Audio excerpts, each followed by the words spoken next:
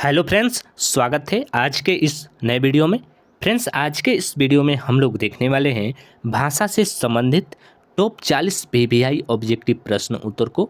आप लोग किसी भी एग्ज़ाम की तैयारी कर रहे हों, आपके एग्ज़ाम में भाषा से रिलेटेड क्वेश्चन पूछे जाते हैं, तो ये सारे 40 क्वेश्चन आपके एग्ज़ाम के लिए वेरी वेरी आईएमपी है। तो आप लोग वीडियो में शुरू से अंत तक बने रहिएगा। बहुत ही अच्छा क्वेश्चन आए हैं जो आपके एग्ज़ाम में डायरेक्ट ये क्वेश्चन पूछे जाएंगे। तो चलिए अपना पहला प्रश्न से शुरू करते हैं। अपभ्रंश को पुरानी हिंदी किसने कहा था? बताइए कि अपभ्रंश को पुरानी हिंदी किसने कहा था? सही उत्तर ऑप्शन सी, चंद्रदंड शर्मा गुलेरी।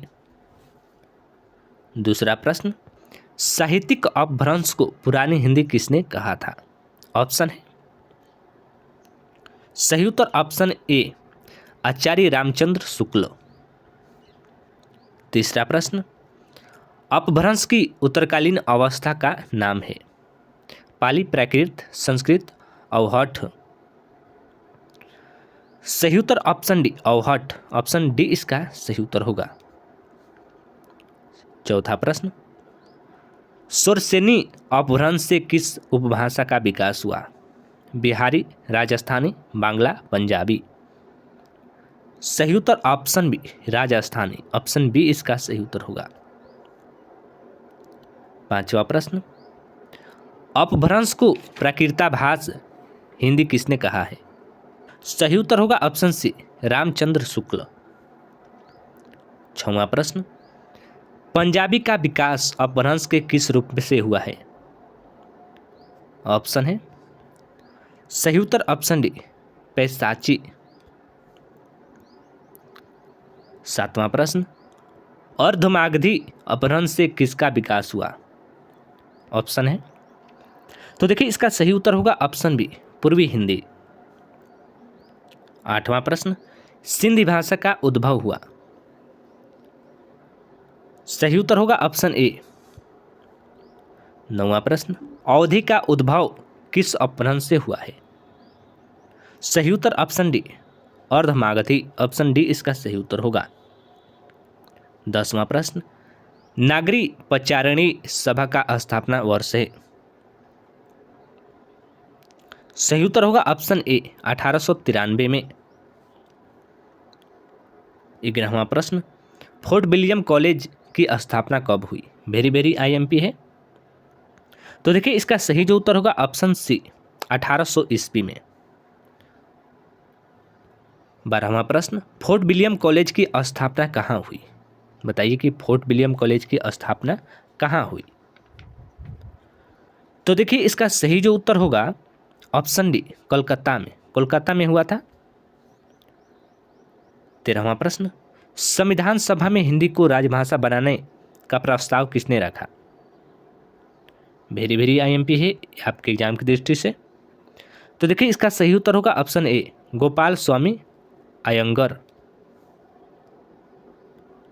14वां प्रश्न, भारतीय संविधान में हिंदी को मान्यता कब मिली?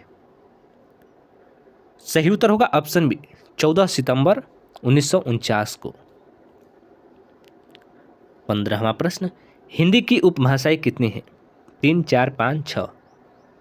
सही उत्तर ऑप्शन सी, 5। 16वां प्रश्न, इनमें से कौन सी बोली पूर्वी हिंदी की नहीं है? सही उत्तर ऑप्शन बी, बिहारी। 17वां प्रश्न, पश्चिमी हिंदी की बोली नहीं है? सही उत्तर होगा ऑप्शन सी, अवधी। 18वां प्रश्न, पश्चिमी हिंदी की बोलियां की संख्या है? सही उत्तर ऑप्शन डी, 5। ऑप्शन डी इसका सही उत्तर होगा 5 है। 19वां प्रश्न, मैथिली में साहित्य सृजन कराने वाले रचनाकार कौन है? वेरी वेरी आईएमपी है।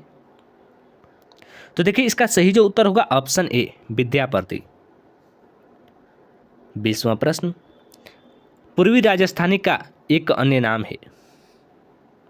सही उत्तर होगा ऑप्शन बी, ढूढ़ाड़ी। 21वां प्रश्न, किस क्षेत्र की बोली को कशिका कहा गया है? किस क्षेत्र की बोली को कशिका कहा गया है? सही उत्तर ऑप्शन सी, बनारस। 22वां प्रश्न, पश्चिमी हिंदी किस अपभ्रंश से विकसित है? सही उत्तर ऑप्शन सी सुरसेनी, ऑप्शन सी इसका सही उत्तर होगा। 23वां प्रश्न, निम्नलिखित में से कौन सी द्रविड़ परिवार की भाषा है? सही उत्तर option D Kannada, option D इसका सही उत्तर होगा। 24वां प्रश्न, पश्चिमी हिंदी की सर्वाधिक प्रमुख बोली इनमें से कौन सी है? ऑप्शन है, तो देखिए इसका सही जो उत्तर होगा ऑप्शन ए ब्रज भाषा, ऑप्शन ए इसका सही उत्तर होगा। 25वां प्रश्न, ब्रज भाषा किस अपभ्रंश से विकसित है? सही उत्तर option A Sauraseni, option A इसका सही उत्तर होगा। दोस्तों हम लोग पूरे 40 क्वेश्चन का रिवीजन करने वाले हैं भाषा से संबंधित। आप लोग अगर ये 40 क्वेश्चन कर लेते हैं तो आपके एग्जाम में भाषा से रिलेटेड एक भी क्वेश्चन नहीं छूटेगा। तो देखिए अपना 26वां क्वेश्चन है, खड़ी बोली का प्रयोग सबसे पहले किस पुस्तक में हुआ? ऑप्शन है, सही उत्तर ऑप्शन डी प्रेम सागर। 27वां प्रश्न, खड़ी बोली का दूसरा नाम है? सही उत्तर ऑप्शन बी कौरवी। 28वां प्रश्न, रामचरितमानस किस भाषा में लिखी गई है? वेरी वेरी आईएमपी है, बार बार आपके एग्जाम में पूछता है ये क्वेश्चन। तो देखिए इसका सही जो उत्तर होगा ऑप्शन सी अवधी, रामचरितमानस अवधी भाषा में लिखी गई है, इसको याद रखिएगा। 29वां प्रश्न, हिंदी भाषा की बोलियों की वर्गीकरण के आधार पर छत्तीसगढ़ी बोली है? सही उत्तर ऑप्शन ए पूर्वी हिंदी। 30वां प्रश्न, मैथिली का विकास किस अपभ्रंश से माना जाता है? सही उत्तर ऑप्शन बी मागधी अपभ्रंश। 31वां प्रश्न, तुलसीकृत विनय पत्रिका की भाषा है? सही उत्तर ऑप्शन बी व्रज। 32वां प्रश्न, निम्नलिखित बोलियों में से कौन सी बोली उत्तर प्रदेश में नहीं बोली जाती है? ऑप्शन है, सही उत्तर option D Maithili, option D इसका सही उत्तर होगा। 33वां प्रश्न, देवनागरी लिपि की उत्पत्ति किससे हुई है? वेरी वेरी इंपॉर्टेंट है आपके एग्जाम की दृष्टि से। तो देखिए इसका सही जो उत्तर होगा ऑप्शन बी ब्राह्मी। 34वां प्रश्न, अधिकतर भारतीय भाषाओं का विकास किस लिपि से हुआ? ऑप्शन है, तो देखिए इसका सही जो उत्तर होगा ऑप्शन डी ब्राह्मी लिपि। 35वां प्रश्न, हिंदी भाषा किस लिपि में लिखी जाती है?